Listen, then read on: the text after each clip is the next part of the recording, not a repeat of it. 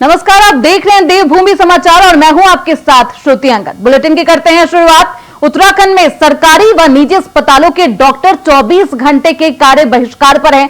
कोलकाता में महिला रेजिडेंट चिकित्सक की दुष्कर्म के बाद हत्या के विरोध में इंडियन मेडिकल एसोसिएशन ने 24 घंटे के कार्य बहिष्कार का ऐलान किया। चिकित्सक जब तक उनकी मांग पूरी नहीं होती तब तक कार्य बहिष्कार पर ही रहेंगे, उनका कहना है। हालांकि कार्य बहिष्कार के दौरान इमरजेंसी, पोस्टमार्टम व वीआईपी ड्यूटी यथावत चलती रहेगी, लेकिन ओपीडी व इलेक्टिव सर्जरी नहीं की जाएगी।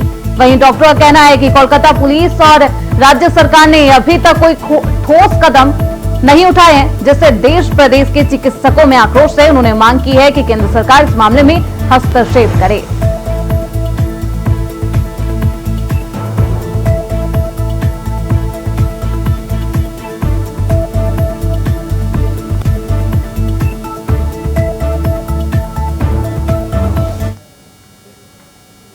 वहीं मुख्यमंत्री पुष्कर सिंह धामी की अध्यक्षता में आज कैबिनेट बैठक की गई, जिसमें 9 प्रस्तावों को कैबिनेट में मंजूरी दी गई है। मुख्यमंत्री पुष्कर सिंह धामी की अध्यक्षता में शनिवार को सचिवालय में मंत्रिमंडल की बैठक की गई। बैठक के दौरान मंत्रिमंडल ने जनहित से जुड़े तमाम महत्वपूर्ण प्रस्ताव पर मुहर लगा दी है। इसके साथ ही आगामी 21 अगस्त से गैरसैंण में आहूत होने जा रहे विधानसभा मानसून सत्र के दौरान पेश होने वाले अनुपूरक बजट पर धामी मंत्रिमंडल ने मुहर लगा दी है। मिली जानकारी के अनुसार सत्र के दौरान करीब 5,000 करोड़ रुपए का अनुपूरक बजट पेश किया जाएगा।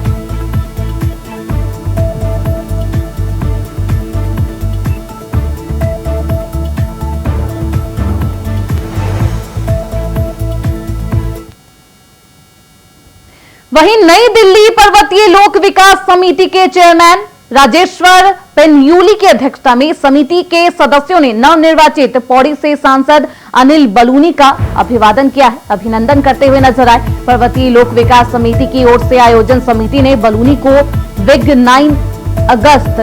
पिछले 9 अगस्त को कॉन्स्टिट्यूशन क्लब नई दिल्ली में संपन्न हुई नवनिर्वाचित सांसद अभिनंदन समारोह का प्रसिद्ध पत्र, बाबा केदारनाथ जी की स्मृति चिन्ह और गुलदस्ता भेंट किया।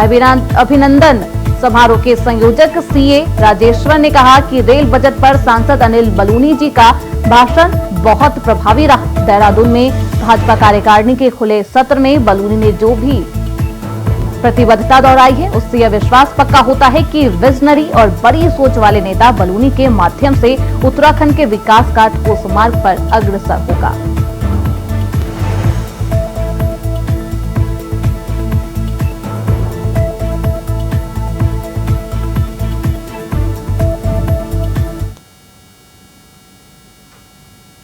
वहीं रक्षाबंधन पर दून पुलिस का बहनों को तोहफा दिया गया है।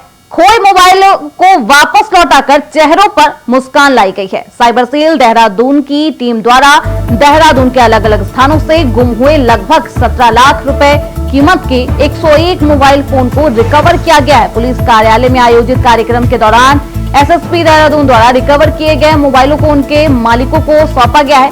एसएसपी देहरादून ने जनता से अपील की है कि कम मूल्य के लालच में किसी भी अनजान व्यक्ति से बिना वैध बिल व उसकी वैधानिक पहचान पत्र के बिना कोई भी मोबाइल फोन ना खरीदे।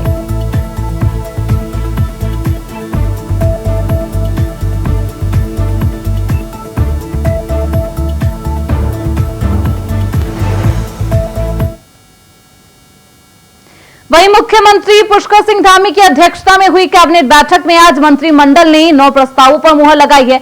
वित्त एवं संसदीय कार्य मंत्री प्रेमचंद अग्रवाल ने कहा कि कैबिनेट बैठक में अनुपूरक बजट पर भी चर्चा हुई, जिसे गैरसैंण के होने वाले मानसून सत्र में सदन के पटल पर रखने का काम किया जाएगा।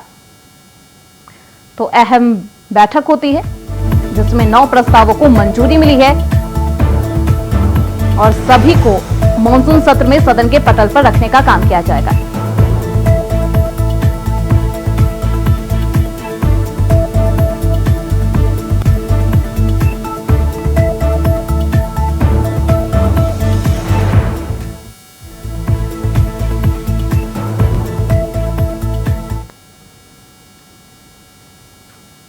वहीं राज्य में सैनिक और अर्धसैनिक केंद्र सरकार के उपक्रम में सेवा देने वाले बाहरी लोगों के परिजन भी उत्तराखंड पुलिस दरोगा भर्ती में आवेदन कर सकते हैं। ये ऐसे नियमित कर्मचारी होंगे जो राज्य से बाहर नहीं जा सकते। साल 2019 के कार्मिक विभाग के शासनादेश के प्रावधानों को उत्तराखंड पुलिस उप निरीक्षक और निरीक्षक सेवा संशोधन नियमावली में शामिल किया गया। देखिए ये खास रिपोर्ट।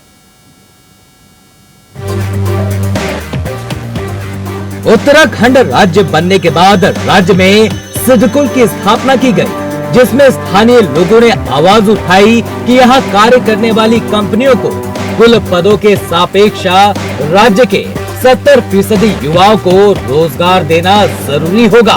इसके बाद सरकार ने भी कई ऐसे कानून बनाने का काम किया जिससे राज्य के युवाओं का भविष्य सुरक्षित हो सके और उन्हें राज्य में नौकरियों के ज्यादा से ज्यादा अवसर मिल सके। लेकिन इस बार राज्य सरकार की तरफ से पुलिस विभाग के उप निरीक्षक और निरीक्षक सेवा नियमावली में संशोधन किया गया है, जिसमें आप राज्य के भीतर सैनिक, अर्धसैनिक, केंद्र सरकार के उपक्रम में सेवा देने वाले बाहरी राज्यों के लोगों के द्वारा भी अपने बच्चों को आवेदन करने का अधिकार मिल गया है।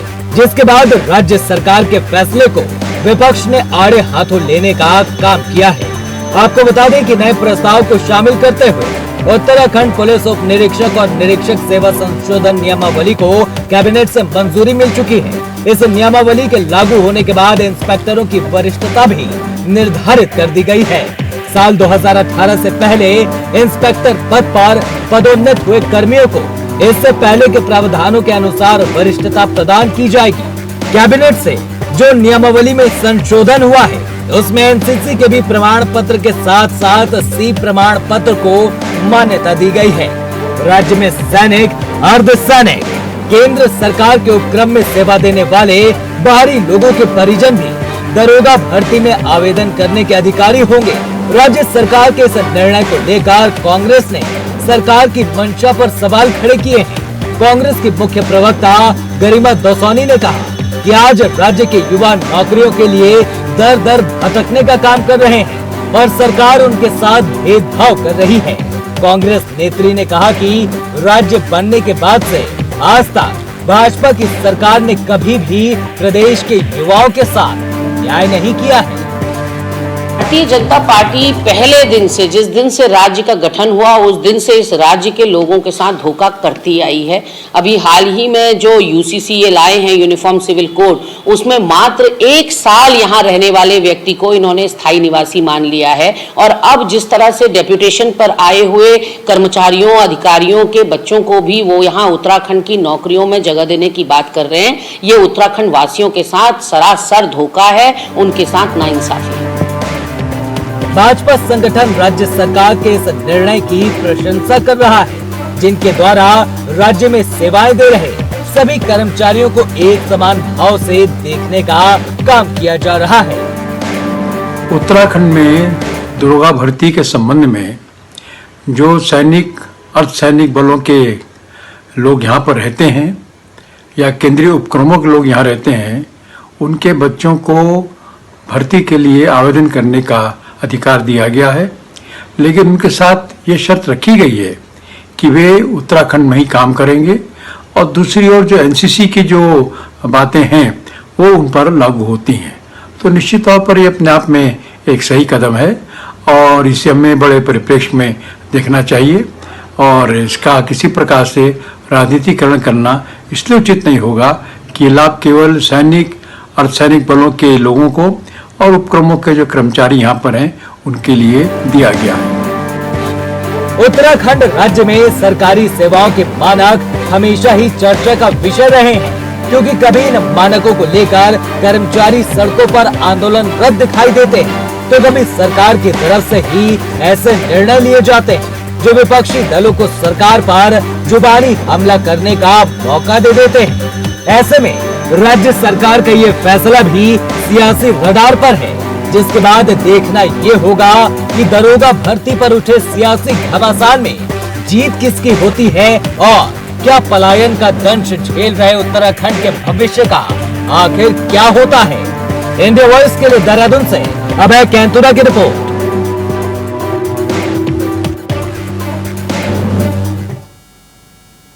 देवभूमि समाचार में रुकेंगे छोटे से ब्रेक के लिए, फौरन लौटेंगे।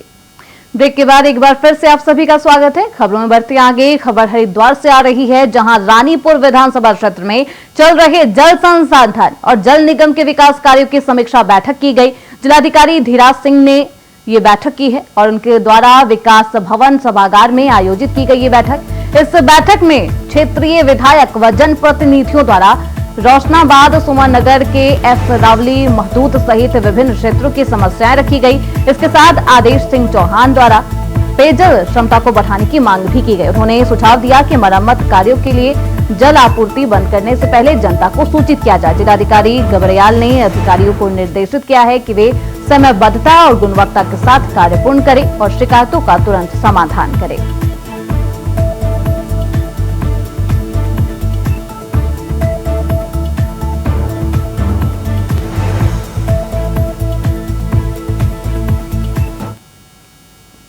वहीं पिथौरागढ़ की वित्तीय वर्ष 2024-2025 की जिला विकास समन्वय एवं निगरानी समिति दिशा की बैठक में राज्य मंत्री अजय टम्टा की अध्यक्षता में विकास भवन के सभागार में आयोजित की गई है, जहां अजय टम्टा ने प्रधानमंत्री ग्राम सड़क योजना, राष्ट्रीय ग्रामीण पेयजल कार्यक्रम, राष्ट्रीय स्वास्थ्य मिशन, समग्र शिक्षा अभियान और तमाम केंद्र की योजनाओं की प्रगति पर समीक्षा बैठक की। इसके बाद राज्य मंत्री और जिलाधिकारी रीना जोशी ने 15 प्रारंभिक परीक्षा के सफल सहायक अध्यापक को नियुक्ति पत्र प्रदान करते हुए उनके उज्जवल भविष्य की कामना भी की।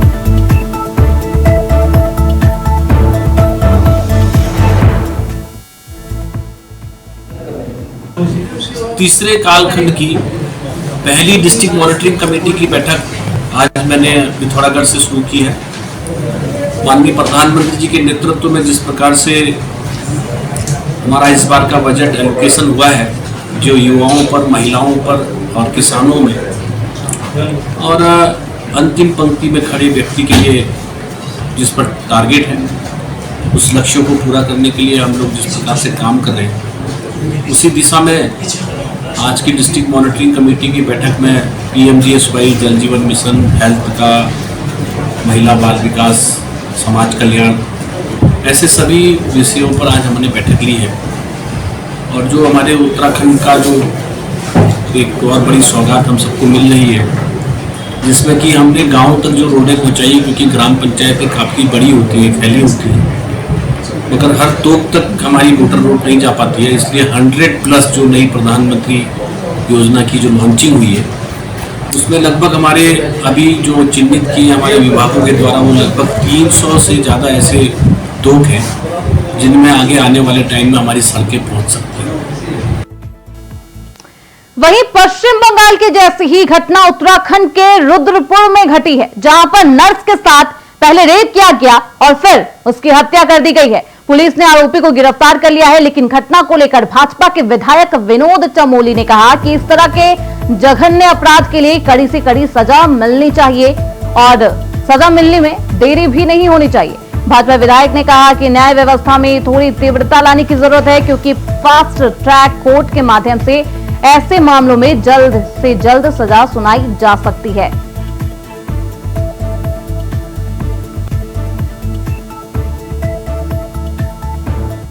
कर रहे हैं उस पर जिस तरह पुलिस ने मुस्तैदी से काम किया है, उसमें जो आरोपी है वो पकड़ा गया है, तब कानून अपना काम करेगा। जितना उसका अपराध है उसके अनुरूप उसको सजा होगी, लेकिन अपराधों में सजाएं जल्दी हो, निर्णय जल्दी हो, ये बहुत आवश्यक है।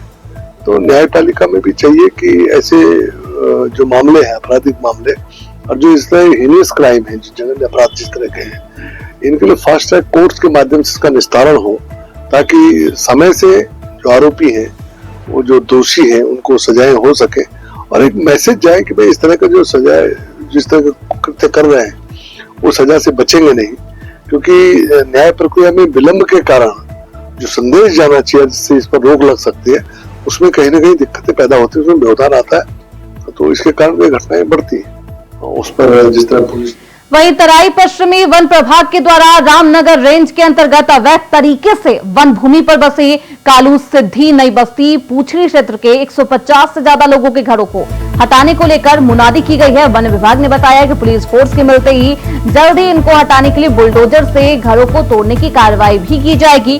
वहीं क्षेत्र के ग्रामीणों का कहना है कि वो इस जमीन पर सालों से बसे हुए हैं। उन्हें 50 सालों से भी ज्यादा का समय हो चुका है। उनके पास राशन कार्ड, आधार कार्ड, बिजली पानी के दस्तावेज सब कुछ मौजूद है, लेकिन वन विभाग की ओर से उन्हें उजाड़ने का काम किया जा रहा है। ग्रामीणों को हटाए जाने पर उग्र आंदोलन की चेतावनी दी गई है।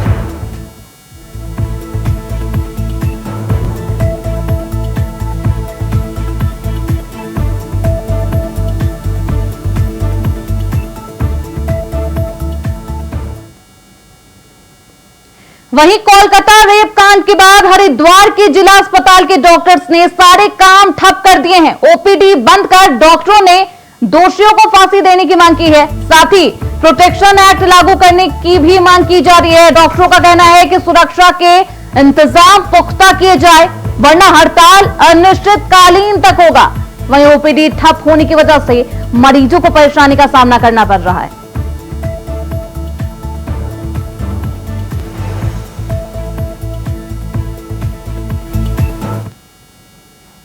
वहीं कोलकाता कांड को लेकर लगातार विरोध जारी है। कोलकाता में महिला डॉक्टर की रेप के बाद हुई हत्या के विरोध में डोईवाला में भी बड़ा विरोध प्रदर्शन देखा गया। कोलकाता में महिला डॉक्टर के साथ हुई रेप के बाद हत्या से उत्तराखंड के डॉक्टर, महिला डॉक्टर, नर्सिंग और पैरामेडिकल स्टाफ में भी आक्रोश है। आज डोईवाला के जोली ग्रांट के स्वामी राम हिमालयन हॉस्पिटल के सैकड़ों डॉक्टर, जूनियर डॉक्टर, पैरामेडिकल और नर्सिंग से जुड़े सैकड़ों लोगों ने आक्रोश रैली निकालते हुए कोलकाता की घटना पर रोष जताया है और कहा है कि महिला डॉक्टर की रेप के बाद हत्या करने के आरोपियों पर सख्त कार्रवाई कर एक मिसाल पेश की जानी चाहिए, ताकि भविष्य में महिला कर्मियों के साथ कोई भी इस तरह की घटना को अंजाम ना दे सके।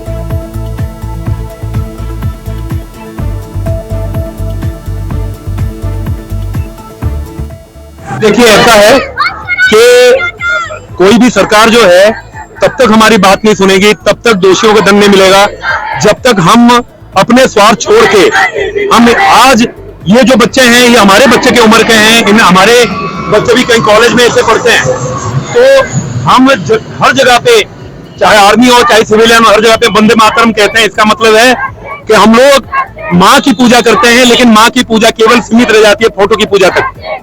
तो पहली बात यह है कि जो दोषी है उनको दंड मिलना चाहिए और हर व्यक्ति को, चाहे वो पुरुष हो या माता हो, सबको देवी दुर्गा बननी है और ऐसे असुरों का वहीं पे विनाश करना है। और जब तक सरकार हमारी बात नहीं सुनेगी हम ऐसे प्रोटेस्ट करते रहेंगे और ये प्रोटेस्ट किसी एक इंस्टीट्यूट, एक स्टेट या किसी भी एक प्रांत में सीमित नहीं रहेगा।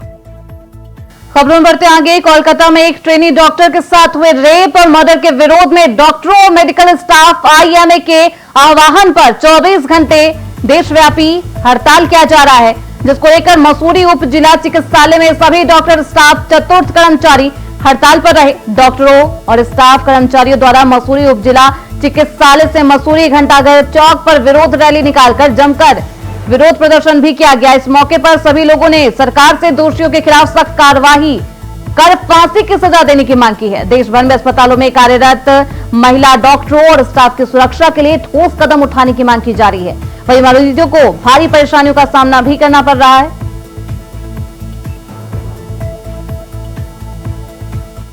आईएमए के आह्वान पे और पीएमएचएस एसोसिएशन के आह्वान पर ये हम एक दिन का कार्य बहिष्कार कर रहे हैं। कोलकाता में हमारी जैसी किसी चिकित्सक के साथ एक निर्ममतापूर्ण हत्या कर दी जाती है, उसका रेप कर दिया जाता है। अब तो फोटो भी वायरल हो रही है।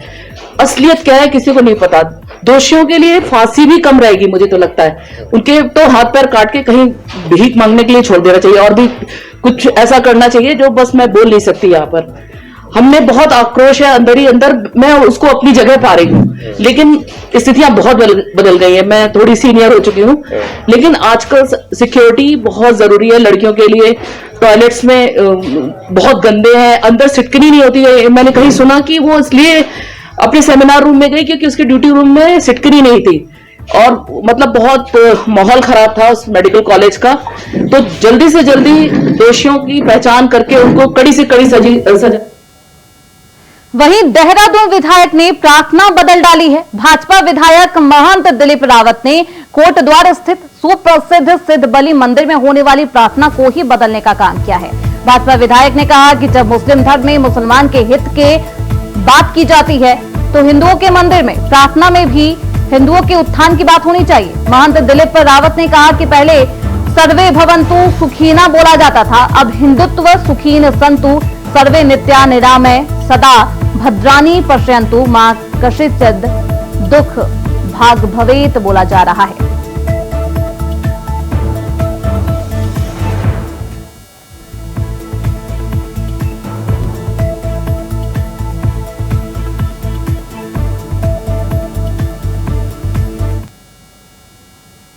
देवभूमि समाचार में अभी के लिए बस इतना ही। देखते रहिए इंडिया वॉइस।